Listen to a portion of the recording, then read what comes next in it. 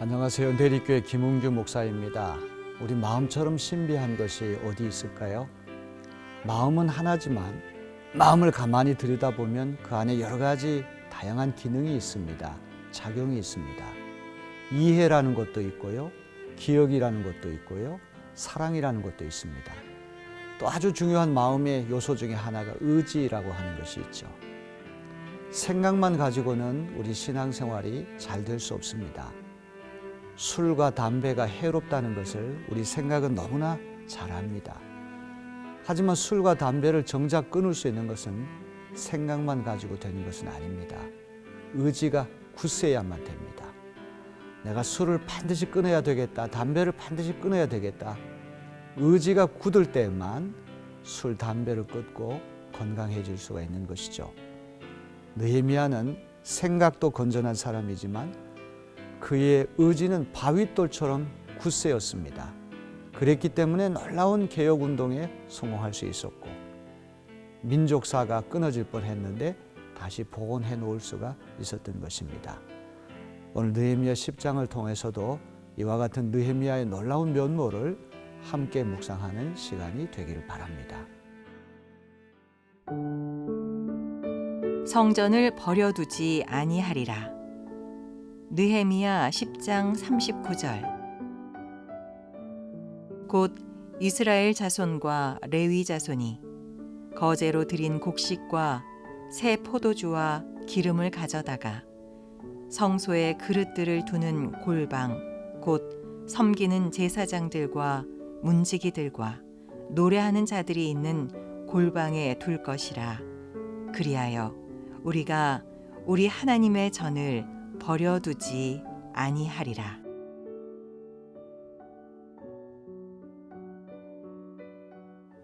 이스라엘 백성들이 수문앞 광장에 모여서 하나님 말씀을 듣고 회개하고 그들이 변화되겠다 이렇게 굳게 맹세했다고 해서 하루아침에 삶이 다 변화되는 것은 아닙니다. 대대적인 변화라고 하는 것은 서서히 또 오랜 시간을 걸쳐서 이루어지는 것이죠.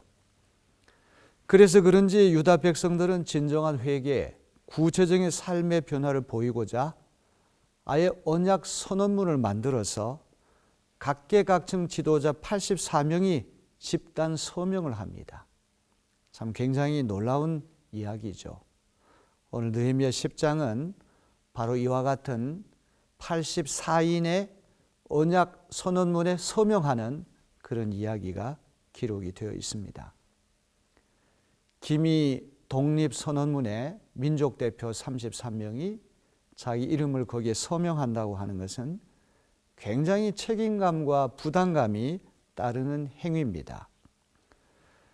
일본군 위안부 할머니들 돕고자 이제 지지 서명을 하는 것은 일본 정부의 잘못에 집단적으로 항의한다. 이런 의사 표시이기 때문에 큰 부담과 책임감이 따르지 않습니다. 하지만 1919년 3월 1일에 민족대표 33인이 서울 태화관에 모여서 그 독립선언문에 자기 이름을 서명하는 것은 체포될 수도 있고 심지어 죽을 수도 있는 굉장히 위험 부담이 따르는 행위죠. 84명이 언약선언문에 서명을 하는 것도 엄청난 부담감과 책임이 따르는 행위가 아닐 수 없습니다. 여기 문서에다 이렇게 살겠다고 서명을 하는 것은 하나님이 우리 눈앞에 보이지 않지만 잘못하면 저주를 받을 수도 있고 또 심판을 받을 수도 있다. 이것을 각오해야 하는 굉장히 심각한 그러한 일이었습니다. 자, 9장 38절 말씀에 이런 말씀이 나오죠. 이 모든 것을 돌이켜 본 뒤에 우리는 언약을 굳게 세우고 그것을 글로 적었으며 지도자들과 레위 사람들과 제사장들이 그 위에 서명하였다. 아무리 새로운 백성으로 새로운 선민으로 살겠다고 각오하고 다짐을 하더라도 말로만 가지고 되는 것이 아닙니다. 앞으로 구체적으로 어떻게 살겠다. 하나님 앞에 약속을 하는 문서를 만들고 각계각층의 대표자들이 거기에 집단 서명을 했다는 이야기입니다. 참으로 놀라운 것은 84명의 대표자들만 소명한 것이 아니라 나머지 이스라엘 백성들도 다 이 선언문에 동의를 했다는 것입니다. 10장 28절로부터 29절 말씀을 한번 살펴봅니다. 이 밖에 나머지 백성 곧 제사장과 레위 사람과 성전 문지기와 노래하는 사람과 성전 막일꾼과 주님의 율법을 따르려고 그 땅의 여러 백성과 인연을 끊은 모든 이들과 그 아내들과 그들의 아들, 딸들과 알아들을 만한 지식이 있는 이들 모두가 귀족 지도자들과 함께 하나님의 종 모세가 전하여 준 하나님의 율법을 따르기로 하고 우리 주 하나님의 모든 계명과 규례와 율례에 복종하기로 하였으며 그것을 어기면 저주를 받아도 좋다고 다음과 같이 맹세하였다. 정말 느헤미야가 이제 각계각층의 모든 사람들 다 아우르는 표현을 여기 쓰고 있습니다. 나머지 백성, 제사장뿐만 아니라 레위 사람뿐만 아니라 심지어 성전을 지키는 경비병, 경비원, 성전 문지기, 노래하는 사람, 성가대원들, 성전에서 마기를 하는 마길꾼들, 또 아내들, 그들의 아들과 딸들, 이제 한마디로 표현하기를 알아들을 만한 지식이 있는 이들 모두가 그 84명의 대표자들과 연대해서 모세가 전해준 하나님의 율법 토라, 그 모세오경 율법을 따르기로 작정하고 또 하나님의 모든 규례와 계명과 율례에 복종하기로 결심했다는 것입니다. 중요한 말씀이 만일 우리가 이 언약을 어기게 되면 저주를 받아도 좋다 이렇게 맹세를 하게 됐다는 말이죠. 정말 이들의 결단이 보통 결단이 아님을 우리가 알 수 있습니다.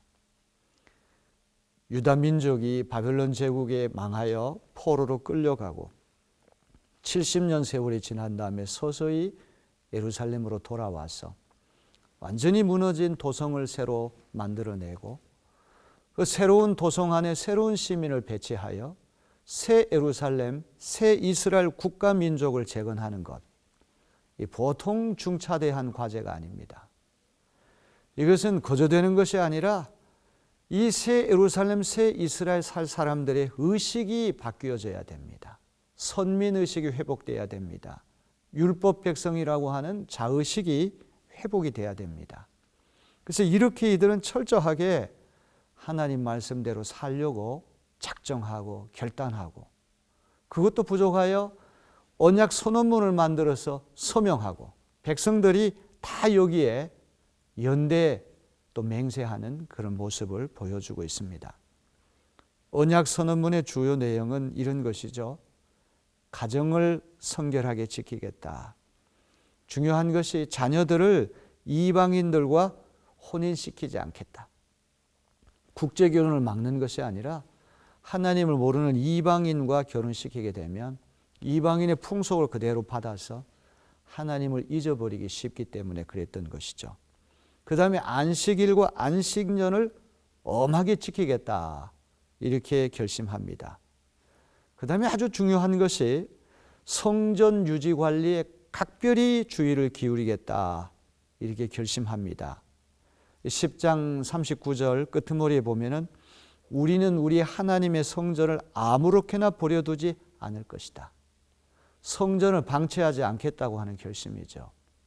예루살렘 성전은 그냥 건물이 아닙니다. 국혼, 나라의 혼이 거기 걸려 있는 것이죠. 국민의 얼이 거기 걸려 있는 것입니다.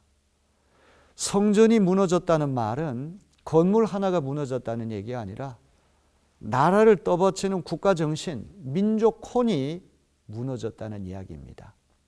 주 70년경에 로마 군대가 쳐들어와서 예루살렘 제2성전이 무너졌다는 이야기는 이제 공식적으로 이스라엘의 국가 민족이 이제 괴멸됐다. 그때부터 본격적으로 디아스포라가 발생하지 않습니까? 이스라엘 땅에 살던 유대인들이 전 세계 흩어져서 장장 2000년 동안 유랑민족이 되고 말았던 것이죠. 그래서 이 언약 선언문에서 아주 중요한 것이 우리는 우리 하나님의 성전을 아무렇게나 방치하지 않겠다. 성전 중심으로 살겠다. 성전 중심이라는 것은 건물 중심으로 살겠다는 것이 아니라 하나님 말씀 중심으로 살겠다. 신앙 중심으로 살겠다. 이런 서약을 했던 것입니다. 오늘 느헤미야 10장 말씀 우리가 묵상하면서 바로 이와 같은 새 이스라엘, 새 예루살렘이 되기 위하여 느헤미야 당시에 그 유다 백성들이 얼마나 많은 노력을 하고 얼마나 굳센 각오를 하고 이제 말로만 되지 않으니까 어떤 언약 소노문까지 만들어서 온 백성들이 알아들을 만한 어떤 이해력 있는 사람은 다 여기에 집단적으로 동의하고 집단적으로 연대 책임감을 느꼈다고 하는 것을 우리는 잊지 말아야 할 것입니다. 오늘 우리에게도 이런 굳센 의지로 하나님만 청종하고 하나님 말씀대로 살겠다는 그러한 우리 모두가 되었으면 좋겠습니다.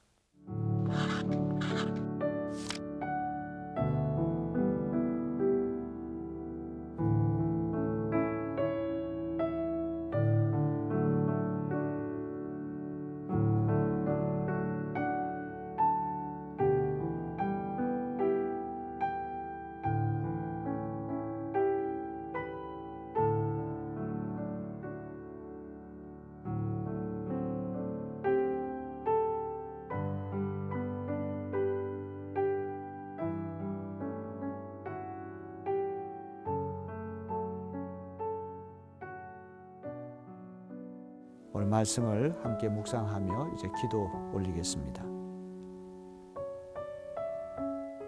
사랑과 은혜가 풍성하신 아버지 하나님, 새 예루살렘, 새 이스라엘의 건설에 있어서 새로운 계약 백성으로 태어나기 위하여 2500년 전에 느헤미야와 그 유다 백성들이 얼마나 치열하게 애를 쓰는가를 우리가 생생하게 이제 살펴보고 있습니다.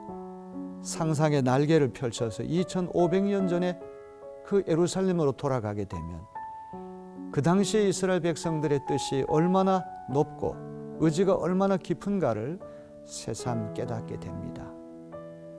역사책에 사라지고 지도책에 영영 사라질 뻔했던 이스라엘이 다시금 꼴을 갖추고 또 내용을 새롭게 해서 새로운 이스라엘로 거듭나는 과정, 정말 놀랍고도 신비한 말씀이 아닐 수 없습니다. 철저히 무너진 다음에 하나님께서 새로운 남은 자 구루토기를 통하여 새로운 하나님 나라를 건설하시는 줄로 믿습니다. 오늘 우리에게도 굳센 의지로 새 예루살렘 시민, 새 이스라엘의 시민, 새로운 하나님 나라의 시민이 되고자 하는 뜨거운 열망으로 하나님 말씀으로 돌아가고 굳센 의지로 우리의 삶이 새로워질 수 있게 도와주옵소서. 예수 그리스도의 이름으로 기도하옵나이다.